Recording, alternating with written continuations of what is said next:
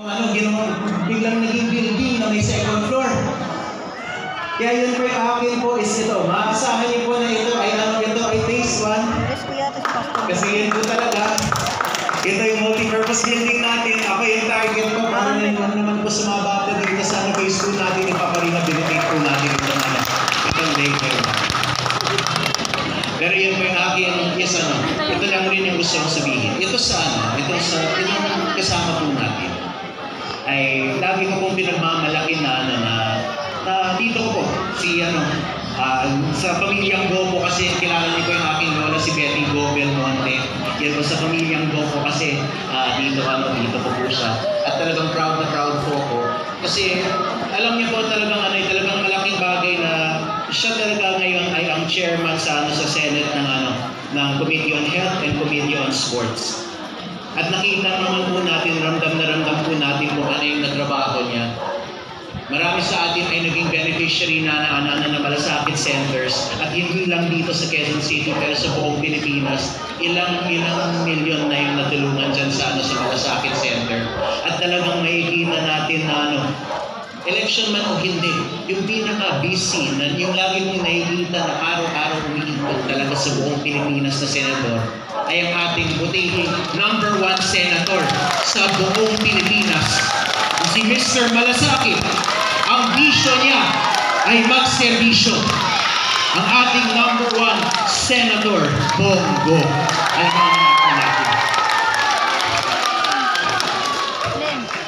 maraming salamat at siyempre kung ginawa niyo akong #1 senator sa buong Pilipinas, andito rin ang ating #1 senator ng inyong distrito dito sa Quezon City, ang aking pamangkin, Councilor Mikey Del Monte. Palapakan po natin.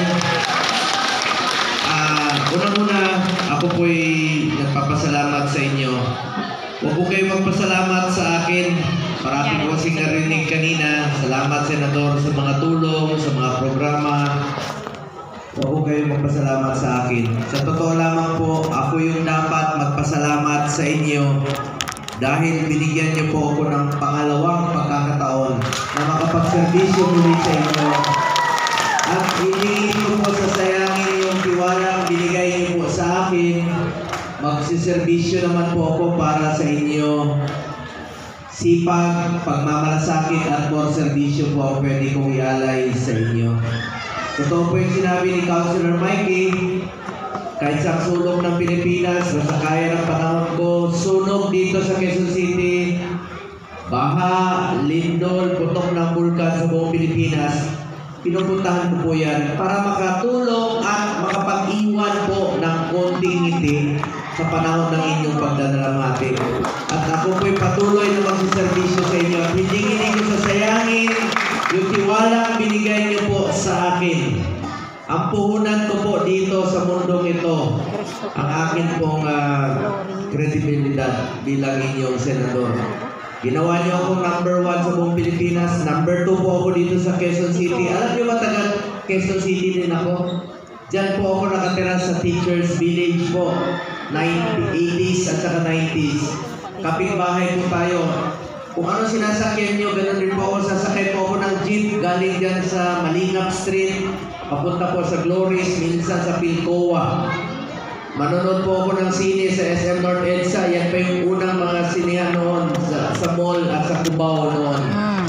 Kung anong sinasakyan nyo, ganun din po ako. Anong kinakain ninyo, ganun din po ako. Wala po akong arpe sa katawan. Ituring nyo lang po ako na parang kapitbahay ninyo. Kaya po, pamangkin ang tawag ko kay Councilor Mikey Del Monte dahil ang kanyang lola, diba si Speaker Tani Belmonte. Goren po sila, si Mayora Joy Go Belmonte, mga Goren po. So kami rin, kaya pinsan po tawag ko kay Mayora at pamangkin ko po si Councilor Mikey. Ako po ay patuloy na tutulong dito sa Quezon City. Sabi ko nga bilang chairman po ng Committee on Sports, nagpaliga po si Councilor Mikey last year. Yan pong Councilor Mikey Belmonte Cup 2024. Pagpatuloy po natin yan na Councilor Mikey, magpaliga tayo para isang paraan po yan na ilayo natin ang mga kabataan sa masasamang bisyo. Get into sports, stay away from drugs to keep us healthy and fit. May dala po akong bola sa inyo ngayon. Kanina may dala akong bola. Sino gusto ng bola? Ayan. Bibigay po ako ng bola mamaya sa inyo. Akin na yung bata. Yung nasa likod, oh. Naka-green. Naka-green na yun. May hangin na pala. Ayan. Meron bang bata doon? Hindi, meron pang bata doon. Ha? Meron, no? Ay, malaki na.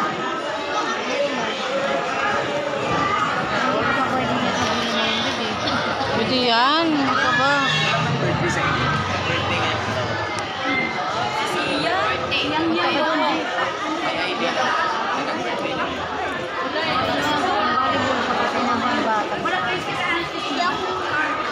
Okay, mag-alala. Yung mga nasa likod, may dala po akong mga bola sa inyo, mga t-shirt dito. Saka burger po. Kumain na kayo? Di pa! May dala akong burger sa inyo. Ako, hindi pa ako nag-almusal. Ngayon, unang-una, gusto kong pasalamatan ang ating mga kasamahan sa gobyerno na naisakatuparan po itong proyektong ito no, sa pagtulungan sa national government, local government. And of course, palakpakan po natin ang aking pinsan, Mayor Joy Go Belmonte. Palakpakan natin. Vice Mayor Gian Soto, palakpakan natin. Anak po ng kasamahan ko sa Senado na Senator Tito Soto. And of course, Congressman Ralph Tulfo, palakpakan po natin. Anak rin po ng kasamahan ko sa Senado, Senator Ralph. And then, Senator Rapi, I mean. Of course, ang ating number one at pinakamasipag na konsehal sa buong Quezon City, Councilor Mikey Del Monte. Palakpakan po natin. Ang ating masipag na barangay captain, Kapitan Rascal Doktor, palakpakan natin. Mga kapitan, full support po ako sa inyo, kagawad. Isa ako sa author ng pag-postpone at term extension ninyo. Isa lang po ang pakiusap ko sa ating mga barangay officials. Huwag pong pabayaan yung mga kababayan natin mahirap tuwing nangangailangan po sila. Palakpakan po natin ang ating mga kapitan, kagawad. Pareho tayo ng advocacy. Doktor ang apelido mo. Hirap naman ang akin. Kagawad Peg Guarin, palakpakan natin. Kagawad Roberto Arca, palakpakan natin. Kagawad Boots de la Cruz, palakpakan natin. Kagawad Mark Lester Pangilinan. Kagawad, Tokayo. Bong Bernardo. Mabait ito, Bong eh. Kagawad Boy Kanya, palakpakan natin. SK Kagawad Annabella Solasco, palakpakan natin, ma'am. Salamat po. At ang ating Station Commander, Police Lieutenant Colonel Rowena Amata, palakpakan po natin. Ang ating Police Lieutenant Steve Maiko, Father Paul Owe Medima, salamat po sa pag-bless dito. And of course, ating Presidente ng Manahay Homeowners Association, Edna Angeles, palakpakan po natin. Ako po'y natutuwa na meron na kayong bagong multipurpose building dito sa Payatas. Alam niyo, yung Payatas, sikat po ito noon, di ba? Dahil parati nating naririnig at dito yung dam site. Ngayon po, tutuwa po ako na wala na po yung dam site dito. Sabi nga ni Kapitan, wala na yung mga langaw. Dati talagang puro langaw dito.